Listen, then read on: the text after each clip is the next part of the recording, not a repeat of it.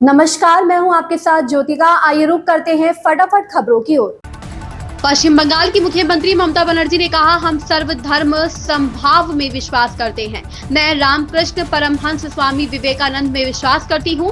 मैं आपसे अनुरोध करती हूं कि अगर भाजपा की बात से भड़ककर बंगाल में कोई अशांति पैदा करना चाहता है तो उसे नियंत्रित करें। जब हम दुर्गा पूजा मनाते हैं तो वे कहते हैं कि हम मनाने नहीं देते। घर घर में सरस्वती पूजा मनाई जाती है और वे कहते हैं कि हम ऐसा नहीं करने देते हैं।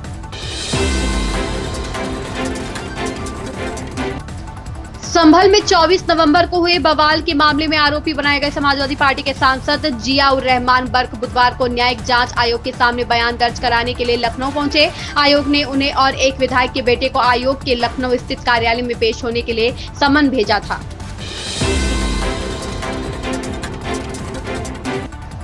पूर्व आईपीएस अधिकारी शिवदीप लांडे और आनंद मिश्रा के बाद एक और अधिकारी की बिहारी की राजनीति पारी में एंट्री हो चुकी है। सीतामढ़ी के महसौल आजाद चौक निवासी नूरुल होदा आज सन ऑफ मल्लाह मुकेश सैनी की पार्टी में शामिल हुए। सियासी पारी की शुरुआत करने से पहले वह दिल्ली रेलवे के आईजी पद पर थे। कुछ दिन पहले ही उनका इस्तीफा सरकार ने स्वीकार किया है। बुधवार को पटना मौर्या लोक होटल के सभागार में अपने समर्थकों के साथ मुकेश सैनी की पार्टी वीआईपी में शामिल हुए। मुकेश सैनी ने उन्हें पार्टी की सदस्यता दिलाई। नूरुल होदा सीतामढ़ी जिले के किसी विधानसभा से चुनाव लड़ने की तैयारी कर रहे हैं। लोकसभा में विपक्ष के नेता और कांग्रेस सांसद राहुल गांधी ने कहा, चल रही लड़ाई सिर्फ राजनीतिक लड़ाई नहीं है बल्कि भाजपा, आरएसएस और कांग्रेस के बीच विचारधारा की लड़ाई भी है। पूरा देश जानता है कि अगर कोई भाजपा को हरा सकता है तो वह सिर्फ कांग्रेस पार्टी है। अगर हमें देश में आरएसएस और भाजपा को हराना है तो इसका रास्ता गुजरात से होकर जाता है। हमारी पार्टी की शुरुआत गुजरात से ही हुई थी। आपने हमें हमारे सबसे बड़े नेता महात्मा गांधी और सरदार पटेल दिए, लेकिन गुजरात में हम लंबे समय से हतोत्साहित हैं। मैं आपके जिले के वरिष्ठ नेताओं से मिला जिन्होंने मुझे बताया कि हमारे बीच प्रतिस्पर्धा रचनात्मक नहीं बल्कि विनाशकारी है। हम कुछ महीनों से इंटरनली खारगे जी और हमारी जो दिल्ली में सीनियर लीडरशिप है, हमारा डिस्कशन हो रहा है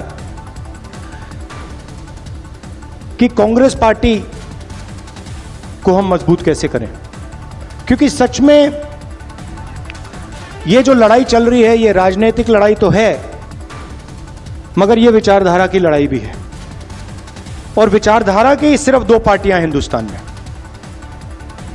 एक बीजेपी और आरएसएस और दूसरी कांग्रेस पार्टी। तो लड़ाई इन दोनों के बीच में है और पूरा देश जानता है, समझता है कि कांग्रेस पार्टी ही आरएसएस और बीजेपी को हरा सकती है।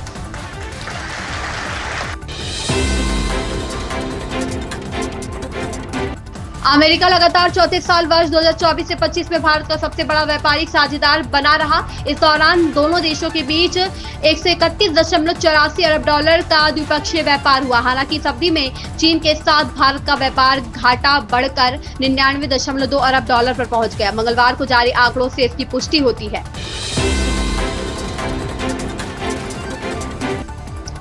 वैश्विक उथल पुथल के बीच यूपी के डिफेंस सेक्टर में असीम संभावनाएं देखी जा रही है। अनुमान है कि अगले 4 साल में प्रदेश से 25,000 करोड़ के रक्षा उत्पादों का निर्यात किया जाएगा। दुनिया भर में रक्षा के मामले में देशों के आत्मनिर्भर बनने की प्रवृत्ति ने डिफेंस सेक्टर को 7 गुना बढ़ा दिया है। यही वजह है कि रक्षा क्षेत्र के उद्यमी यूपी के डिफेंस कॉरिडोर को विश्व के प्रमुख निर्यातक बाजार के रूप में देख रहे हैं। अगले 4 वर्ष में सिर्फ यूपी से 25,000 करोड़ के रक्षा उत्पादों का निर्यात होगा।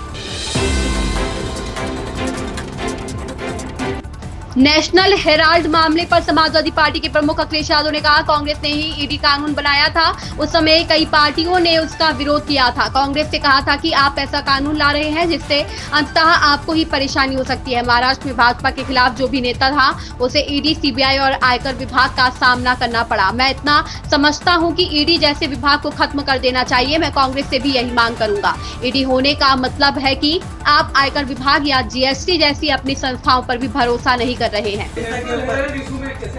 देखिए, नेशनल हेराल्ड में मैंने अभी कहा, ये जो ईडी का कानून ये कांग्रेस ने ही बनाया था और आप में से बहुत सारे लोग जानते होंगे कि उस समय बहुत सारे दलों ने विरोध किया था।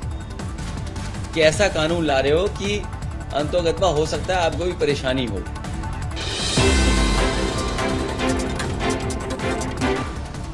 नेशनल हेराल्ड मनी लॉन्ड्रिंग मामले में भाजपा सांसद रविशंकर प्रसाद ने कहा कि कांग्रेस पार्टी को विरोध करने का अधिकार है, लेकिन उसे सरकारी संपत्तियों का दुरुपयोग करने और इसे नेशनल हेराल्ड को देने का अधिकार नहीं है। उन्होंने वक्फ कानून का विरोध करने पर ममता बनर्जी से भी सवाल पूछे।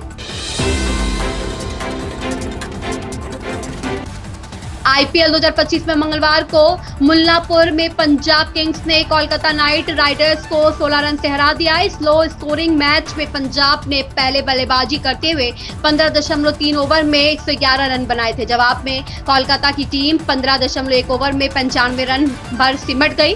केकेआर की हार के बाद कप्तान अंजिकिए रहाणे ने हार की जिम्मेदारी खुद पर ली है। वहीं पंजाब के कोच रिकी पोंटिंग ने खुलासा किया है कि इस मुकाबले से पहले युजवेंद्र चहल को फिटनेस टेस्ट से गुजरना पड़ा था। भारत स्थित चीन के दूतावास ने इस साल 9 अप्रैल तक 85,000 भारतीय नागरिकों को वीजा दिया है। दोनों देशों के बीच लोगों से संबंधों को बेहतर करने की दिशा में यह अहम कदम है। भारत में चीन के राजदूत शु फेहोंग ने बताया कि इस साल 9 अप्रैल 2025 तक चीनी दूतावास ने भारतीय नागरिकों को 85,000 से ज्यादा वीजा जारी किए हैं। चीन में और भारतीय दोस्तों का स्वागत करेंगे ताकि वह चीन में खुले, सुरक्षित, वाइब्रेंट और मित्रवत माहौल। इन खबरों में बस इतना ही। बने रहिए हमारे साथ।